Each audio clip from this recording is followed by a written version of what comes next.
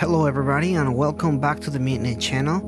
And I don't know if you remember, but I did a top 10 video games that I never finished. They were really good, but I just didn't finish for some reason.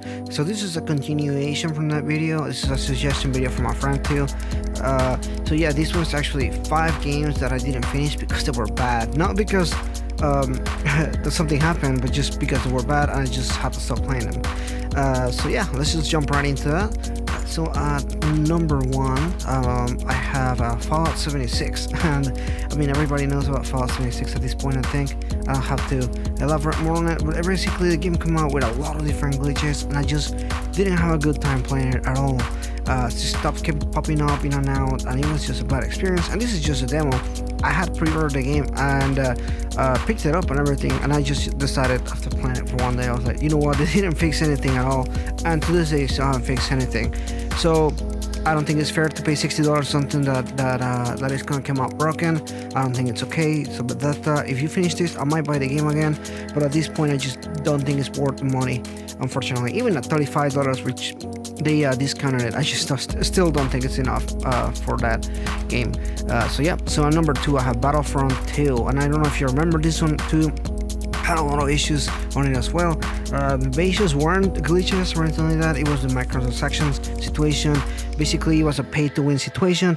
People could pay as much as they wanted to buy all the different guns and everything, and it made it unfair for people that basically just wanted to enjoy the game, because you know you have somebody that can pay money for these games, and at the end of the day you end up having to shell out money if you want to enjoy the game. And as you can tell, I'm a huge Star Wars fan, and it really sucked for me. And I even bought the bundle with the PlayStation 4 as well, because that's how excited I was about this game. So it really pained and it really broke my heart when this came out so bad. The story was okay, but multiplayer is a game while you play games like Battlefield and Battlefront, because they're multiplayer games with the story and everything. Just just that happened. I just had to stop playing it. So at number 3 I actually have Resident Evil 6.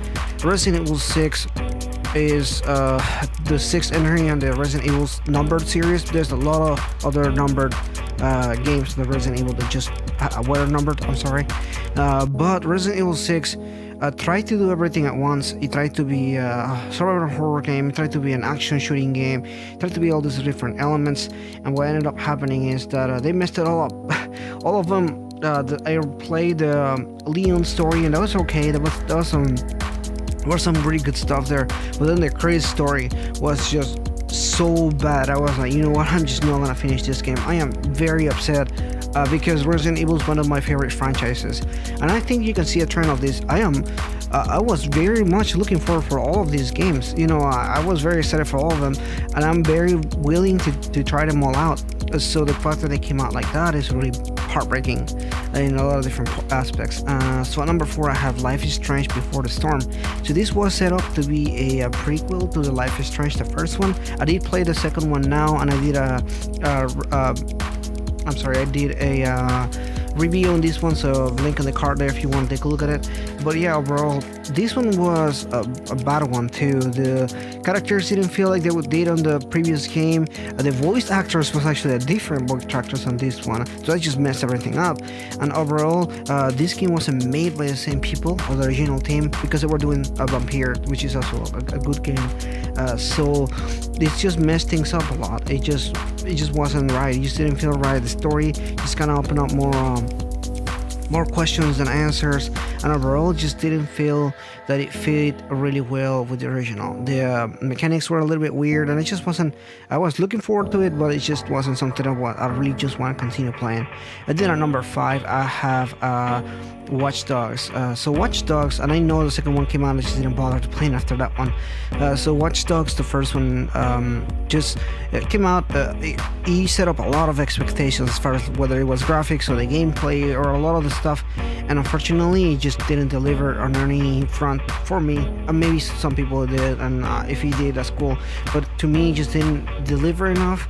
I was expecting a different type of experience, especially when it comes to gameplay and everything, and it just didn't did it for me. I just felt bored, and some missions just felt like, why is this happening? Because this is not what it should be happening based on what's going on in the story.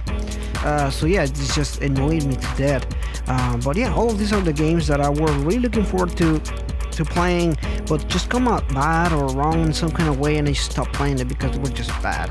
But yeah, if you have any games that you played and you were just kind of like dropped because they weren't good enough or something, let me know about it in comment below. Thanks so much for watching this video, and if you have your suggestions, I read the comments, and I talk to people about this, so I just take suggestions as well.